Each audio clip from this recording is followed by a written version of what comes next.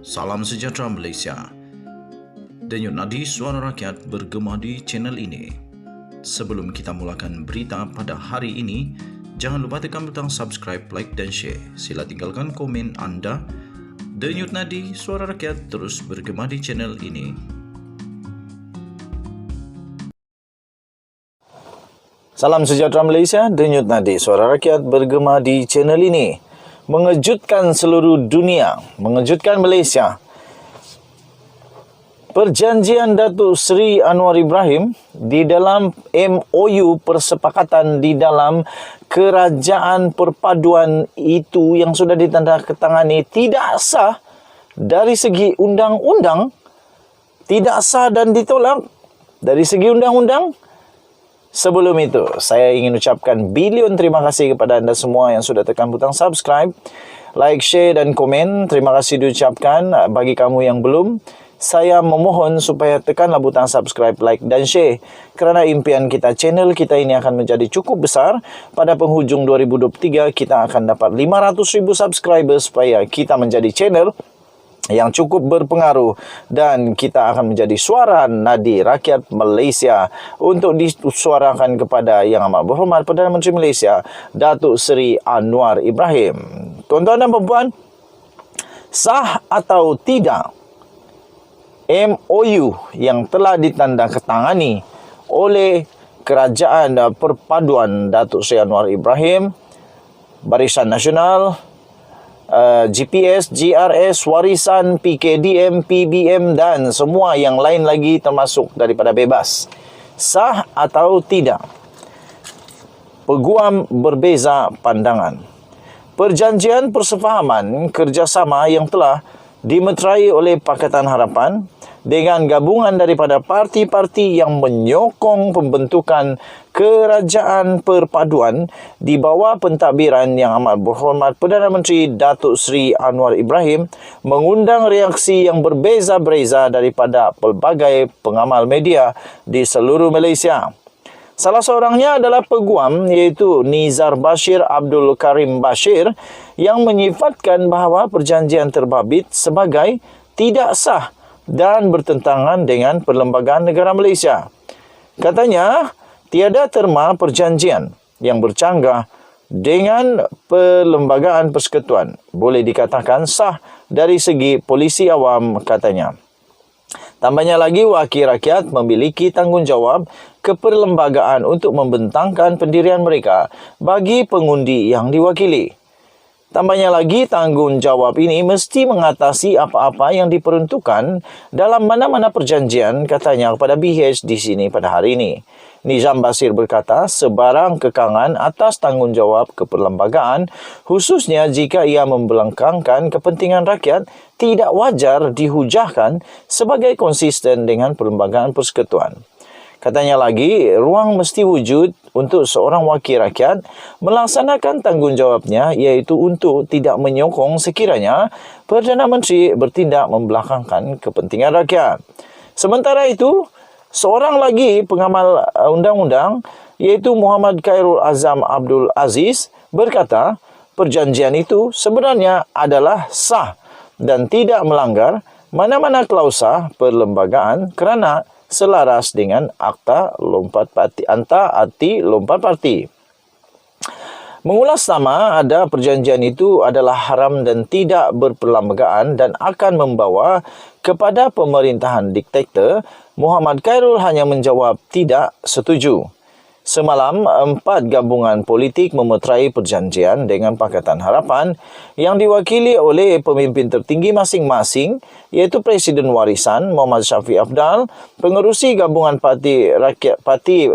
Gabungan Parti Sarawak Tan Sri Abang Johari Abang Openg, pengerusi Barisan Nasional Datuk Seri Dr. Ahmad Zahid Hamidi dan pengerusi Gabungan Rakyat Sabah GRS Datuk Seri Haji Jinur, manakala PH pula diwakili oleh Anwar Ibrahim.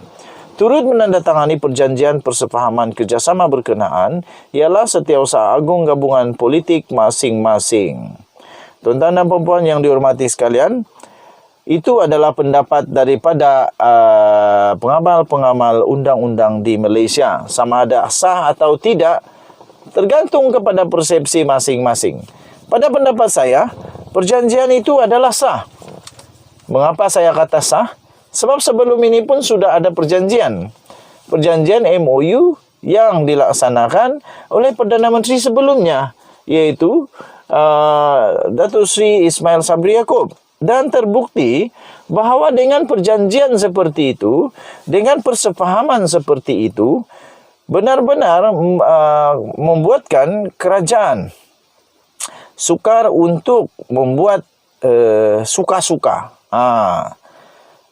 Tuan-tuan dan puan-puan yang dihormati sekalian, walaupun saya tidak pandai berundang-undang, tapi pada pendapat saya, semua wakil rakyat ini, semua ahli-ahli parlimen ini, sebelum menandatangani, sudah pun bermesyuarat dengan ahli-ahli politik masing-masing di dalam parti politik masing-masing, dengan majlis tertinggi, dengan dewan apa-apa sajalah, pengurusi-pengurusi, presiden-presiden, malah semua ahli-ahli tertinggi parti sudah bermesyuarat sebelum membuat keputusan sama ada tanda tangan atau tidak MOU tersebut.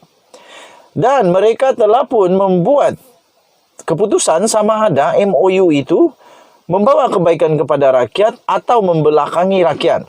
Saya tidak fikir ahli parlimen, saya tidak fikir semua yang tanda tangan ini bodoh-bodoh semua.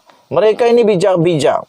Mereka tahu bahawa sekiranya mereka tanda tangan, mereka kena setuju dengan apa yang ada di dalam dokumen tersebut. Dan mereka tidak akan tanda tangan kalau itu tidak bagus. Tapi mereka bersetuju kerana mereka tahu, mereka sedar bahawa itu akan membawa kebaikan kepada rakyat dan negara Malaysia.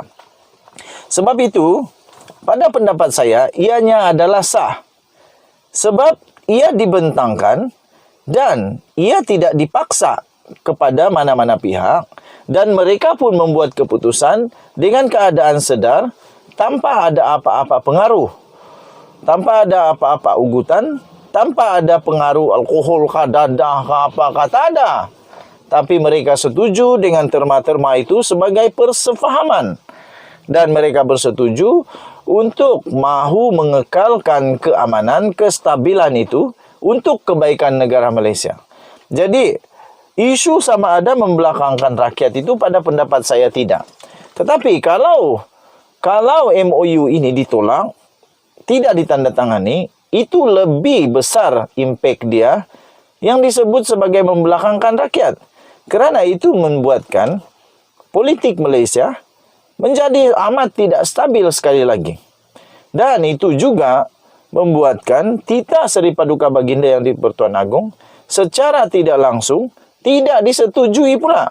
Kerana Agung mahukan kestabilan politik, kestabilan negara Malaysia. Sebab itu pada pendapat saya secara pribadi, walaupun saya bukan pengamal undang-undang, tapi setakat the law of agreement, itu saya tahu juga sikit-sikit.